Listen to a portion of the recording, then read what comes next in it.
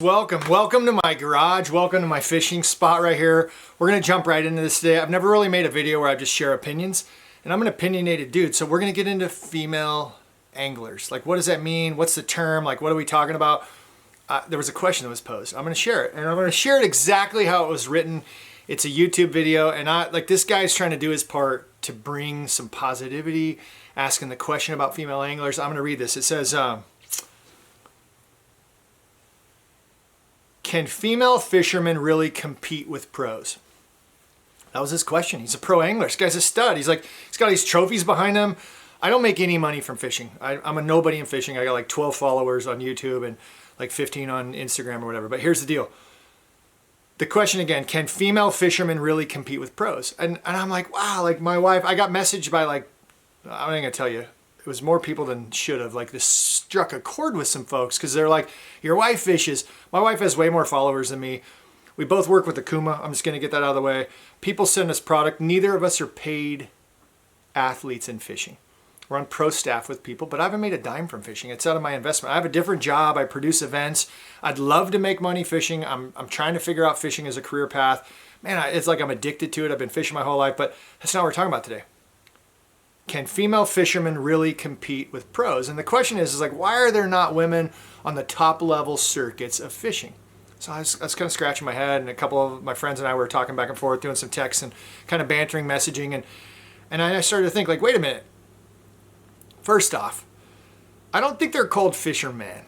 Okay, so it says, can female fishermen really compete? And I'm like, that's not even like a real sentence. Let's fix that. So I'm going to try to bring you down this little road. My mind's, I have too many things that go on in my brain. As most people, if they know me and they talk to me, they're like, that guy's crazy. So I'm going to try to bring you through the mind thought process that I have, because I am crazy. Fishermen. Fishermen, plural, man, one. Let's throw that word out. I'm going to use it all the time and I'm going to mess up. So even probably in this video, I'm probably say fishermen a couple times. Let's try to use the word angler. Maybe a discredit to women. We're talking about fostering future females to fish. Let's not put like a masculine gender on the end of the word. Just an idea. I'm throwing this out there. And you can good, bad, indifferent, be mad, turn off the video now, whatever. But we're going to talk about specific things that, like, we're going to talk about urination and menstruation. So just to give you something exciting to look forward to, we're going to talk about some differences between men and women. And hopefully you know what they are. But fishermen, I think it's maybe a better thing than when I'm thinking of my kids. I have 6 kids, 5 boys, and I have a little girl at the end. So here we got this little princess, and she likes to fish. Is she going to be a fisherman? I just think in my family, I'm going to try to make a difference, and I'm going to try consciously to choose to use the word angler. Female angler, male angler, doesn't really matter, but I think that's a start. It's like a tiny baby step in the right direction. Let me take you through a little history lesson. So I did some research, and I did it on the internet, and it's probably wrong anyway, but you can go back and verify it. But just, it's the concept of what women have gone through in history to where we are right now, and then maybe why there haven't been like generations of female anglers passing this on to their daughters and fostering more female anglers. Because here's why. I guess reading this today, it said the first ever mentioned ball game, men or women, in literature, they think appeared in Homer's Odyssey. So this is a book that's like this thick, and it's like the Iliad, the Odyssey, whatever, written by Homer, with Princess Nausicaa playing ball on the beach with other women. Okay, I'm terrible. School, I was able to skate through school, and I read mostly magazines. But it says the epic was penned sometime between 750 and 650 BC, not long after the first Olympics were held. So right around the Olympics, 750, 650 BC, whatever, women were forbidden to participate, meaning no women were allowed to participate in the Olympic Games until 1900. So thinking that one through, it's like 2,600 years. Women were playing a ball game of some sort on the beach. So they liked to do sports maybe. That was their activity of fun, a choice of leisure, whatever. But professionally as Olympians, to showcase them as athletes, they weren't even allowed to participate for 2,700 years. That's crazy. Okay, that was a bad decision probably on the Olympic Committee's panel, judges, whatever. That was a bad decision. We've fixed that. Women are now in the Olympics. It's awesome. But more recently, like, I was a golf professional, and Augusta National, they play the Masters there. Not until recently, women couldn't be members of that country club. I don't know what the rules are right now with them, but I did do some research that Women could vote like 1919, I think it was, with Congress. They ratified it into law like 1920. Women in our country, a country founded on freedom, women couldn't even vote until 1920. Currently, right now, after we have the Civil Rights Act in the 60s, women still, there's private country clubs. They're known as gentlemen clubs. They can't golf. They can't hunt. They can't fish. We still have places that are legally allowed to segregate based on gender in our country today. That's crazy that we do that, but that's fine.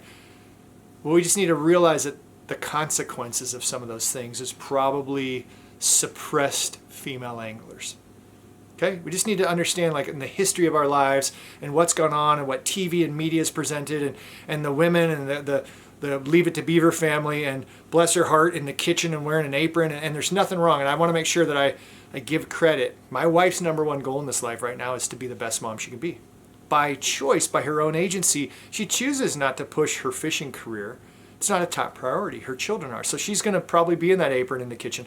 And bless you, females, to choose whatever you want to do. But when people talk about women being able to compete against men and why they aren't there, I think we need to recognize what we've done through media, what we've done through laws, and where women have come from and what they've been subject to, and the stereotypes and all these different things. We just need to recognize, if women choose to do these things, let's find a way to make it easier for them. And that's where I want this video to go forward. I think of like driving cars, and we think of NASCAR, and there's some females that are doing awesome and they're competing against guys. And that's interesting that women, like, out of all the sports, they have to compete directly against the guys. But I think, like, when I'm driving on the road now, I look over and there's a semi truck and there's a lady driving. I'm like, that lady's rad. Check her out. She's driving an 18-wheeler and she's capable and she's killing it. And women driving trailers and launching boats and doing all that stuff. Women can do all the things that men can do. And fishing specifically, the fish don't care. They don't know. That's what's really cool about fishing, is this fish is hungry. It's trying to eat something. There's bait that's coming in there. It doesn't know what gender's attached to it. It's really cool. I live in California, and we're trying to get rid of this whole gender identification. That's a whole nother topic. I don't want to get into the political side of that and what bathroom you get to choose. I announce events all the time. So, like, we have women competing, men are competing in a triathlon, a running race. And I always try to tease, it's like, whatever gender you identified, make sure when you check the awards that the right gender is by your name. Because I don't want to get into that topic. What I want to talk about is how can we change the future for women and make it more accessible for the younger generation of females to get involved in fishing. Like, how do we get them to want to fish? And that's really where I want to take the direction. We need to recognize sports like golf. I talk about golf and women not being able to even be a member of a country club. Golfing, the men's prize purse it's phenomenal. It's huge, and the products associated with it, and the cost of golf, and the membership-driven fees associated at country clubs, and women's golf, and the differences of prize purses. Speaking specifically with prize purses, women don't make as much money as a professional golfer as men. Sponsorships, television ratings, all these different things go into consideration. What's cool is last year in surfing, World Surf League, WSL, announced, this is historical, it's like groundbreaking, the women's prize purse is going to be the same as men. And you got to think, like, oh, there's Quicksilver is like one of the most iconic brands. They saw this need in a marketplace and they developed Roxy. So now they have this product line. I don't know, it'd be fun to try to figure that out of which one makes more money. Is it Quicksilver, the Waterman's line, specifically for men? Actually, I think it kind of went away. But for women, they're consumables. Women are buying products, and it's really cool. And there's all this money in women's surfing, and Billabong girls and ladies, and all these different brands are making women's specific gear. And women now in World Surf League, whatever the decision was based on, and I'm sure it's part of that, they make the same amount of money. So they have these next generation of girls growing up. They're like, I want to be a professional surfer. So awesome, because they get to see, like, the women are getting paid the same as the men. This equality, this idea that in a country founded and based on freedoms, even though we screwed up some things when we first started, we're fixing stuff. And that's what I talk about with this fishing, is like going back and thinking of fishing, this gentleman's club mentality. I think we're figuring that out. Is the word angler something that can help that? I actually think it is, and that's going to be my choice. I'm going to choose to try, correct me when I mess up, I'm going to try to talk about fishing and the people that fish as anglers.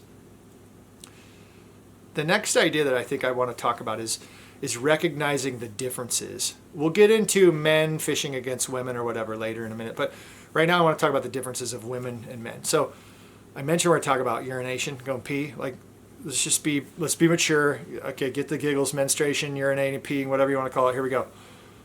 I go fishing. I wake up for a kayak tournament like 3 o'clock in the morning and I want some caffeine. So I'm gonna drink some caffeine, I'm gonna drink water, I'm gonna get hydrated, optimal nutrition. I have to go pee when I go kayak fishing. You go out in your kayak and you're fishing, you launch at like 6:30 in the morning and you're fishing till like 2:30 in the afternoon. You got this 6, 7, 8 hours you're on a boat. How many times do you have to go pee? All right, talking about hydration. As an athlete, you're ingesting hydration. You want to stay hydrated. And you're going to have to go to the bathroom. Like, you're going to have to pee. Like, seriously. And you're going to pee a lot. You're going to pee like every hour, hour and a half, 2 hours, whatever. Unless you're chronically dehydrated and something's wrong with you. I don't know if you know this. And most fishermen, I'm just going to throw this out there, probably not in the best shape in the kayak fishing world. That's maybe not the nice thing to say. But I'm just going to throw this out there. In the kayak fishing world, like, being healthy and pedaling my kayak and I want to stay hydrated and I got to fish and it's sunny. And a lot of times when it's super sunny, you don't pee that much, but really you should be drinking enough water where you're actually having your kidneys and your liver and everything's flushing and you need to go pee. Here's the deal. I just pee in a can or a bottle or a cup or whatever. Where does a woman go pee? Think about that for a minute. So a woman's out there, she's fishing. My wife likes to fish in tournaments and I've seen her. She's got to take her kayak because there's dudes all around us and my wife's really cute and she's got to pedal over to the shore and she's got to like pull the center console out and lift up the drive gear and park her boat and get out of the boat and hike up into the woods and find an appropriate spot to go to the restroom or go to the dock and park her boat. And if you got to pee 4, 5, 6 times, like she's going to be fishing like an hour less time than I am. I don't know what happens like when you think about the world, like the world circuit of fishing, like all these great things, got Major League Fishing or whatever. What do they do when they're on their boat? Like, I don't know because I'm not there. Do you fish the first period and the 15 minutes of downtime? Do you pee in a can, a bottle? Do you have like an onboard luggable loo? Like, what do you do? You see these memes about ladies out on ocean boats and they're peeing in a bucket so they can fish. What do the bass fishing people do? So you got an official on your boat and they're gonna have to like turn their head. Like, what are we doing as a society of anglers fostering females? What are we like, hey, what do you do and you have to pee? Like, how does it look for women? Like, what is a girl that wants to get into fishing and thinks of the tournament? Like, that's probably frightening for a woman. I know my wife, I mentioned my wife has to go and go pee. What my wife actually chooses to do is she chooses to not drink as much fluid. So she's choosing to inflict self-dehydration in personal preservation of time to not have to go pee and be inconvenienced to pee. So she's willing to maybe give herself a headache because her blood's going to be thicker, like all these different things. She's sacrificing her personal health in an effort to not need to go pee because as a woman, she knows she's different than a man. It's just something we need to recognize that there's differences. Menstruation. Okay, dudes, I don't know what you know. Like, I have a wife, been married like 30 years. Like, women menstruate generally, not all of them. So I want to make sure we give credit to like whatever else is happening in the world. But generally, your wife, girlfriend, grandma, mom, whoever you talk to can give you some instruction. But a woman's body in their uterus fills with blood, and it's to nurture the fetus, and it attaches to the wall of the uterus. There's great little things that happen. It's pretty magical. And I'm a dude, so I'm not an authority on this. But when you don't get pregnant and there's no conception, and you're a female, your body goes through this transitional hormone phase and your body releases that blood. During that time, your hormones change, soft tissue changes. It's terrible. Seriously, like talk to women about menstruation cramps and what your uterus does to break down the extra tissue and to flush it. That doesn't feel good. And if your tournament is on the same day as your heavy flow day and how many times you have to change your feminine products, seriously, like just recognize as dudes. It was so funny because this one guy's like, if you want to fish and you want to sacrifice and you have to live in your truck or sleep in your truck, like, that's cute. It's so easy to sleep in your truck as a dude because I can roll over, I can pee in a can or a bottle or whatever I need to do. Like, when you're a lady and you're sleeping in a truck, it's just not the same. So I just want to make sure that as men, and we start to think about women in general, female anglers, it's just not ever going to be the same. It's not supposed to be the same because we're supposed to, like, whoever made us, if you believe in God or whatever, I believe in God, it's not supposed to be the same. We're supposed to be different, and it works that way. But just recognize their differences, and there's some things that are convenient, and there's some things that are not convenient. So we talk about fishing. I want to get back to the fishing thing and how to fix some of this. Women fishing against men. We talk about golf and tennis and gymnastics and all these different things. Everyone's segregated by gender. NASCAR, there's women that are racing against the dudes. Wouldn't make sense, like multi-million-dollar circuits and all these different cars, and they got to race, and really the car is what they're racing and the woman's driving it. But really in fishing, fish don't care. You throw bait out there, and in my life, where I live in Northern California and the lakes are all clear and we do a lot of finesse fishing and drop shots key, and my wife crushes me. She like kills me on drop shot. She's more patient. She just fishes finesse better than me in a lot of ways. The fish don't care what gender is presenting the bait. I think women can hold their own, no problem. There just haven't been the opportunities based on history's access of women in sports. In the future, can a woman be the best fishing person, the best angler, we'll say, in the world? 100% believe that can happen. It's going to take time to get us there. And that's what I want to get to this conversation is, first, what do we do on the local tournament level? Tournament directors, I'm just going to plead with you, recognize the women that are fishing there. You don't have to necessarily make a different prize purse or whatever. I don't want to get into that conversation right now, but recognize the women that are in attendance.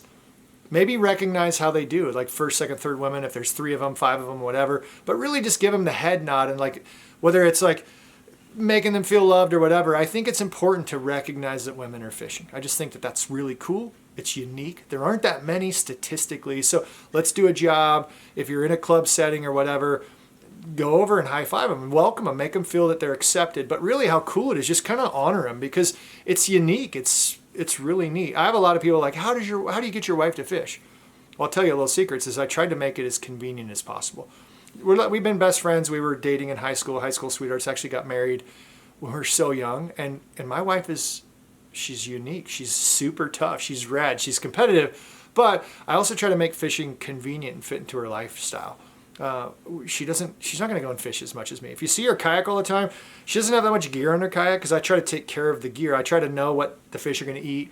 And specifically right now, I want to make it as successful as I can for my wife and make it fun. And that's the key, is like making this whole thing fun.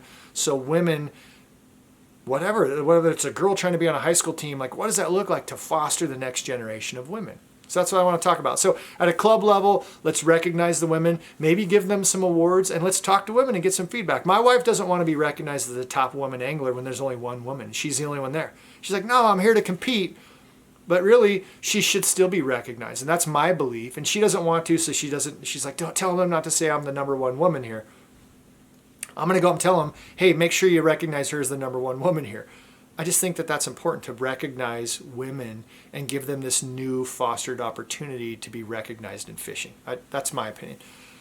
Next thing is talking about products. Talked about surfing and Quicksilver and Roxy. I love it. Akuma, I'm not paid by Akuma. I think I mentioned that. But Akuma makes female-specific gear.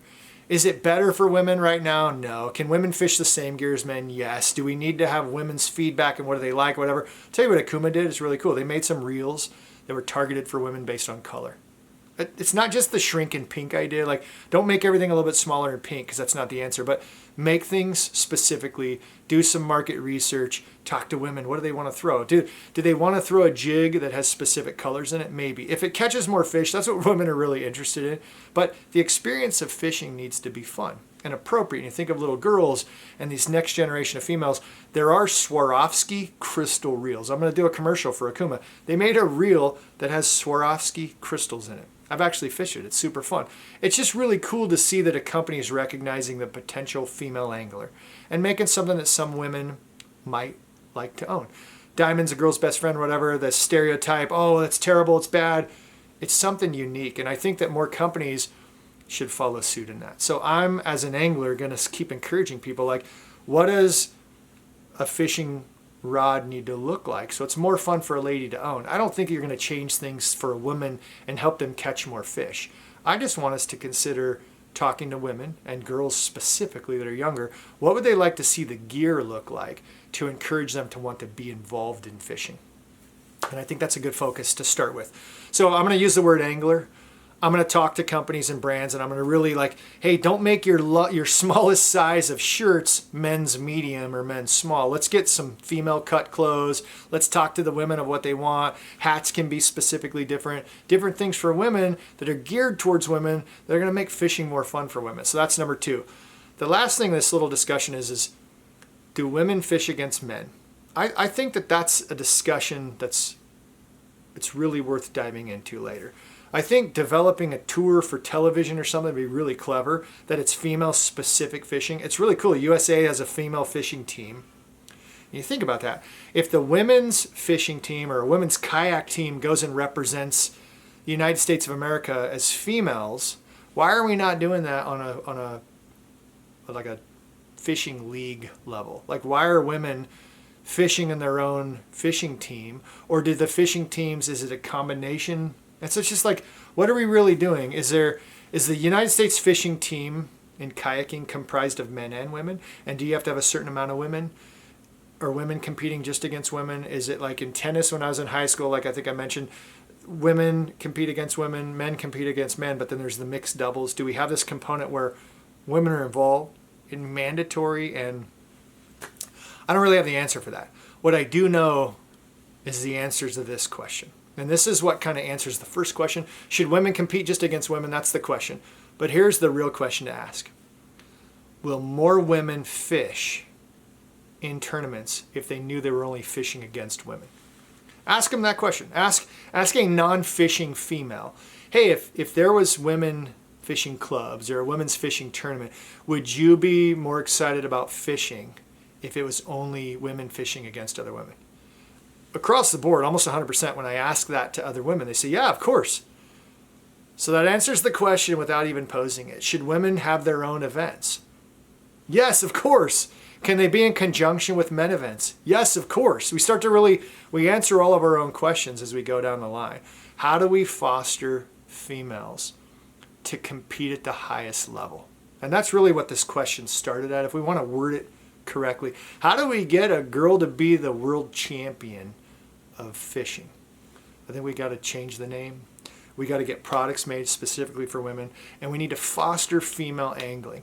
In doing that, we probably need to understand gender specifics. We need to probably have tournaments focused on females. At a bare minimum, recognize the females that are there participating in your events. Foster the belief in them, the growth in them, and we're all going to be better off. I'm trying to figure out a way to conclude this. I don't really have an answer. So we've got, do we do different tournaments? Do we do gender-specific tournaments? What do we do?